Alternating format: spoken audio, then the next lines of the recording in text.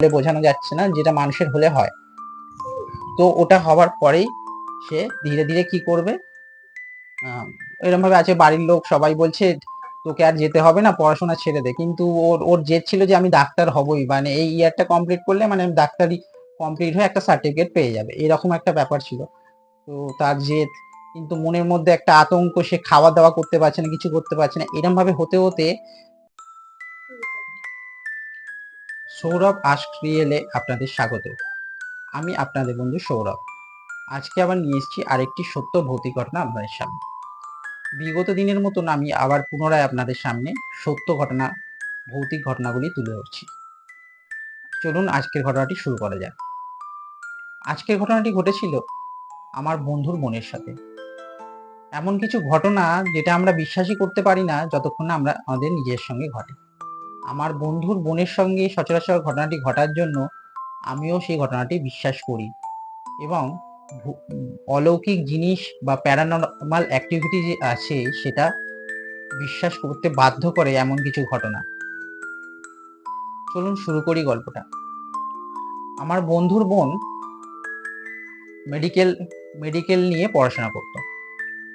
তো মেডিকেল নিয়ে পড়াশোনা করার দরুন তাকে বিভিন্ন রকম লাশ কাটার ঘরে থাকতে হতো, মানে বিভিন্ন রকম লাশ নিয়ে মানে বিভিন্ন রকম এক্সপেরিমেন্ট করতে হতো, বা বডি চেরাইয়ের বিভিন্ন রকম সিস্টেম পার্ট কোথায় আছে জানার জন্য বন্ধু তাদের প্র্যাকটিক্যাল করতে হতো। তো সেই কারণে তাদের ডাইরেক্ট করতে হতো। এইভাবে তাদের প্রত্যেকদিন ক্লাস থাকতো সোম থেকে শুক্র, আর শনিবার হাফ ডে জানেন। এইভাবে তারা বিভিন্ন রকম ক্লাসের মধ্যে করে দেখতো। তার বন্ধু তাদের একটা গ্রুপ গ্রুপ তৈরি করে দেওয়া হয়েছিল যে এই এই কজন মিলে এই লাশটা কাটবে, এই কজন মিলে ওই লাশটা কাটবে, এইভাবেই তারা কাজ করতো। বেশ সবই ভালোই চলছিল, কোনো প্রবলেম ছিল না। ফার্স্ট ইয়ার ঠিকভাবে চললো, ভালো রেজাল্ট করলো, সব করলো। সেকেন্ড ইয়ার উঠলো, হলেও চেষ্টা ঘটেছিল ফাইনাল ইয়ারে গিয়ে। ফাইনাল ইয়ারে যখন ওঠে এমন একটি লাশ আসে, যে লাশটি ছিল লাবারিশ। মানে এই লাশটি অ্যাক্সিডেন্ট ঘটিত একটি লাশ ছিল, যেটি মানে কোনো এই লাশের কোনো দাবিদার ছিল না। তো রীতিমতো সেই লাশটি মেডিকেলে নিয়ে আসা হয়, এবং সেই লাশটি আমার বন্ধুর বোনেদের দেওয়া হয় তাদের বিভিন্ন রকম এক্সামিনেশন করার জন্য। তো লাশটি আসার পর থেকে বিভিন্ন রকম প্যারানর্মাল অ্যাক্টিভিটির উৎপাত হয়েছিল। মানে যে ঘরে লাশটি রাখা হয়েছিল, লাশ হঠাৎ করে দেখা যেত দরজা বন্ধ আছে, রাত্রে আলো জ্বলে উঠতো, বা হঠাৎ করে কেউ নেই দেখছে ঘরের মধ্যে চলাফেরা করছে। অনেকে স্বাভাবিকভাবে হসপিটালের জায়গায় এইসব জিনিস তো থাকবেই, এরকম হয়, মানে মর্গ মানে হবেই। তো এইসব জিনিস ধীরে ধীরে খুব লক্ষ্য করা যাচ্ছিল। যাই হোক, আমার বন্ধুর বোন এবং তার ফ্রেন্ড তারা দুজন মিলে রিসার্চ করছিল এই লাশটিকে নিয়ে। সোম থেকে শুক্র তো অনেকজন থাকতো সঙ্গে, আশেপাশে তারা সবাই মিলে করতো।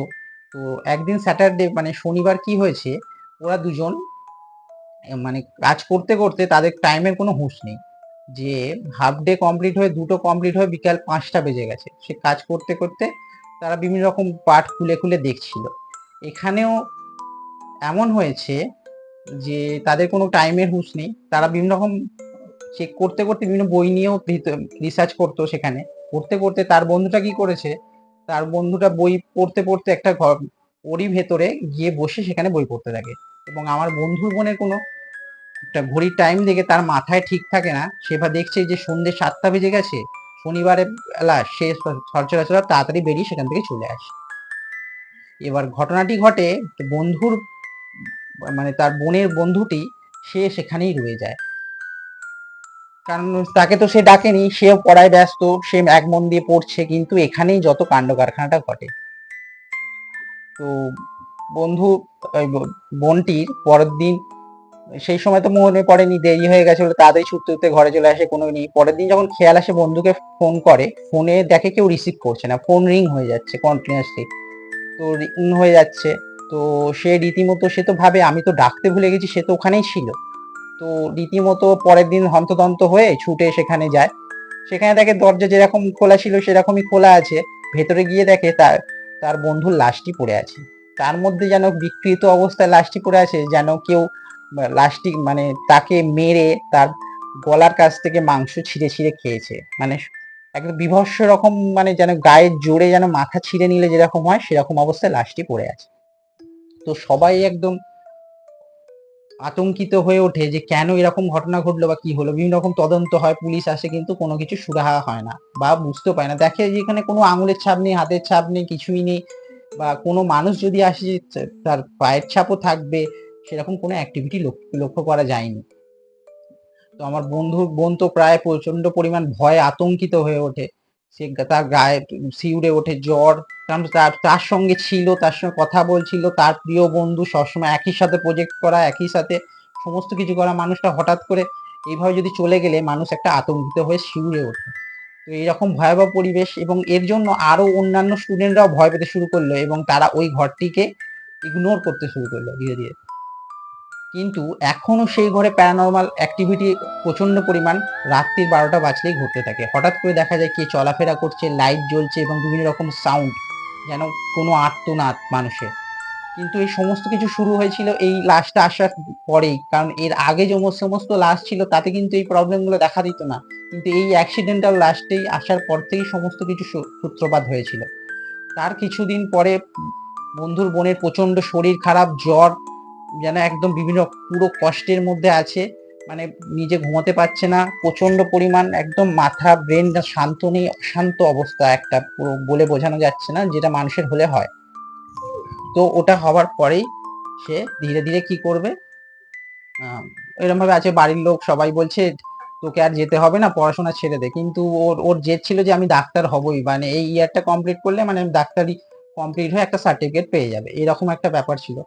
তো তার জেদ, কিন্তু মনের মধ্যে একটা আতঙ্ক, সে খাওয়া দাওয়া করতে পারছে না, কিছু করতে পারছে না, এরকম ভাবে হতে হতে কিছুদিন পর তার বোনকে খুঁজে পাওয়া যাচ্ছে না। সবাই চারদিকে খুঁজছে যে সে কোথায় গেল কোথায় গেল। হঠাৎ তার লাশটি পাওয়া গেল সেই মর্গের ভেতরে ঝুলন্ত অবস্থায়। সবাই তো হতবাক যে যে মেয়ে, ও ওখানে পৌঁছালো কি করে, কারণ ও তো ছিল বাড়িতে, কিন্তু ওর লাশটি ওখানে কে টেনে নিয়ে গেল বা কে ওকে মারলো, আজও এর কোনো সুরাহা হয়নি, বা পুলিশও আজ এটি খুঁজে পায়নি, বা এটি মানে কিভাবে হলো, কি রকম ভৌতিক ঘটনা, না বললে বিশ্বাস করা যাবে না। তাই এর জন্য আমার বন্ধুরা আজও ভাবে যে জিনিসটা কিভাবে হলো এবং কিভাবে আমার বোনের সাথে এইসব ঘটনা ঘটলো। মানে নিজেদের সঙ্গে ঘটেছিল বলে আমরা এটাকে বিশ্বাস করছি, না হলে আমরাও এটাকে হেসে গল্প বলে উড়িয়ে দিতাম, কিন্তু কিছু কিছু বাস্তব ঘটনা এমন ঘটে যেটা গল্পের মতো শুনতে লাগলেও সেটা বাস্তব, যে হাড় হিম করে দেওয়ার মতন। ভূতের গল্প মানে সবসময় ভূত আসবে, ভূত আসবে বা মাথার সামনে সাদা শাড়ি পরে দাঁড়িয়ে থাকবে সেটা নয়। প্যারানরমাল অ্যাক্টিভিটি এমনও আছে যা মানুষকে ডেকে নিয়ে যায় মৃত্যুর দিকে এবং ধীরে ধীরে তাকে শেষ করে দেয়। আজকের গল্প এই পর্যন্তই। ভালো লাগলে ভিডিওটি লাইক এবং চ্যানেলটি সাবস্ক্রাইব করে দেবেন। দেখা হবে পরবর্তী আবারও নতুন কোনো সত্য ঘটনা নিয়ে। ভালো, নমস্কার, আজ এই পর্যন্তই।